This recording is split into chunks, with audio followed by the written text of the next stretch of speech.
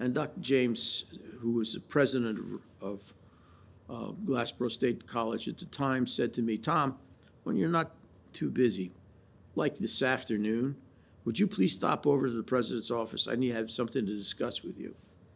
This was in 1992. He says, well, there's something I'd like you to try. I said, what's that? He said, I'd like you to try working for me. I said, well, what is it that you want me to do? He said, Tom, I'm going to tell you what I want you to do. But if you spill the beans on this one, if you let this word out, I'm going to fire you. As sure as you're standing next to me. I said, what are you talking about? It's very confidential. He said, there's a donor out there that's going to give us $100 million, and we're going to change the name of the institution from Glassboro State to honor this man. I said, really? He says, yeah, working on it right now. When is this going to happen? He said, in the next few months, all this is going to happen. So get your bags packed. You're coming over. I said, fantastic. He says, we'll discuss salary after you get here. I said, okay. So I took his word for it, and he took good care of me. And I went over to the president's office in 1992, and I stayed in the president's office for 22 years, serving Herman James, serving Don Farish, and serving Ali Hushman for a few years too. So they were great years, and during that time, I had lots of challenges in front of me. I can't think of more opportunities and greater experiences anybody could have had. One of those was getting university designation. So I chaired a group of 3 people. Larry Marcus, who was a professor of educational leadership, Marion Rilling, who at that time was graduate dean, and myself. And the 3 of us worked on a petition to the state of New Jersey to change the name and the status of Glassboro State College, and then Rowan College of New Jersey, to Rowan University. Along the way, when we went for the presentation, and I made the presentation with Herman in Trenton, one of the members of the panel that was reviewing us turned and whispered to a colleague, didn't realize the microphone was on. Who do they think they are? They're just Glassboro State College. And they want to be a university. And the other guy said, they had a heck of a report, and they're going gangbusters down there. He says, oh, really? He says, yeah. He said, well, the guy said to him, well, the next thing you might know, they'll be up here again, wanted to have a doctoral program. So, yeah, that was, there were some highlights of my tenure at the university. All kinds of challenges, 3 different leadership styles when it comes to presidents. Herman James knew everybody on campus. He would leave Hollybush, where he lived, around 9:30 in the morning, but he was rarely here by 10 o'clock because he had to visit certain things. He had to visit the people working next to the greenhouse. He had to stop and see if they were baking cookies over at the cafeteria.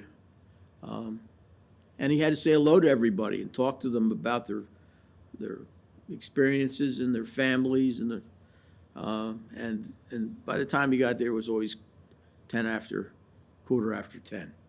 And he was the delight working for Herman. Very creative guy, very, very much the people person.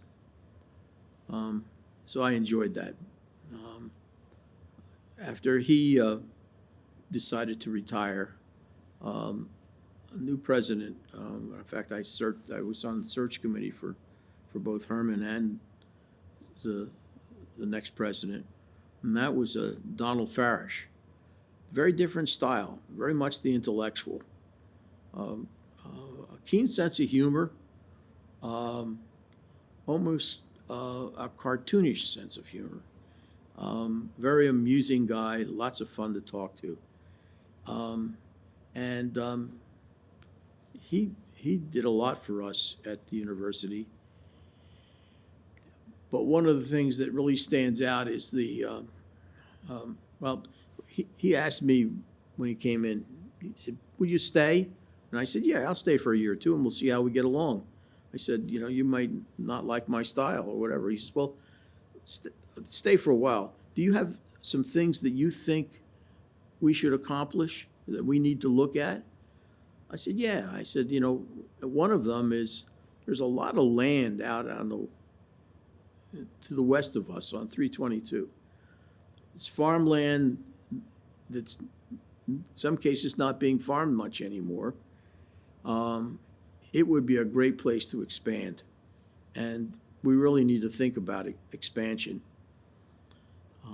Demographics show that we're going to have a population increase for students. We don't have enough housing now on campus. So I said, and that brings me to the second problem. Students are tripling in the dormitories. We don't have enough room for them. So that was problem number 2. And number 3 is the fact that our good neighbors and good friends from our host community, Glassboro, are struggling with urban decay in the little college town. Everybody's moving all the businesses moved to the malls, and now surrounding us are empty stores, and I said, maybe there's some things we can do there. Well, they wound up being 3 things on my agenda. Became the three things that among the 3 things that Don Farish thought were very important, and he got those things done. We built some dormitories. We acquired a lot of land, and we started the process of the revitalization of downtown Glassboro. And then Don Farish went on to another presidency, and my good friend, the provost, assumed the responsibilities of the president, Ali Hushman. In our cabinet meetings, where all the vice presidents sat, along with Farish, who was then president, Ali was the provost, we would disagree on almost everything. We would just, we'd have heated discussions, but we liked each other, and about 50% of what we interacted about, we agreed on. So we established this great relationship. Ali became president, and he followed through on a lot of the things that he and I had talked about. Downtown Glassboro and needed to be more than just a Barnes & Noble. It needed to have office space and restaurants and more housing, and it needed a vibrancy. And he, in a very creative way, found some ways, working with developers, where we could capitalize on our interest and really see it happen. So now, for those people that are looking at this video and haven't been back to campus in a number of years, you wouldn't recognize it. We've got 6 or 7 story buildings. We've got restaurants and shops, and it's a great place to visit. A beautiful town square where events are held, events that the college holds, events that the town are town-centric. It's a wonderful place to be. So, in a nutshell, I came from 1962, and it's now 2022, and I've seen an awful lot of change.